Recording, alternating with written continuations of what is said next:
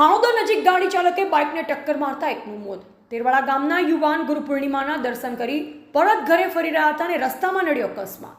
કાંકરેજ તાલુકાના તેરવાડા ખાતે રહેતાને ટાયરા પંચરની દુકાન ચલાવતા ગંગારામજી ઠાકોર અને તેમના મિત્ર સાથે ગુરુ પૂર્ણિમાના દિવસે દર્શન કરવા માટે ગયા અને દર્શન કરી પરત ફરી રહ્યા હતા ત્યારે ગઈકાલ સાંજના સમયે દિયોદર તાલુકાના ખાણોદરના પાટિયા નજીક ગાડી ચાલકે ટક્કર મારતા ઘટના સ્થળે મોત થયું.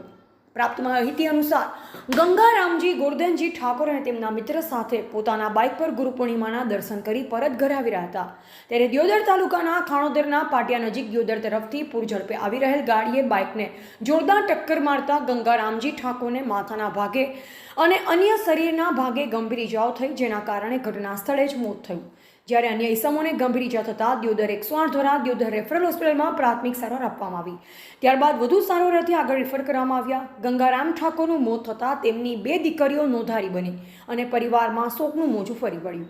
બ્યુરો રિપોર્ટર અનુપ ઠાકોર, ક્ષત્રિય જ્યોત ન્યૂઝ, દિયોદર.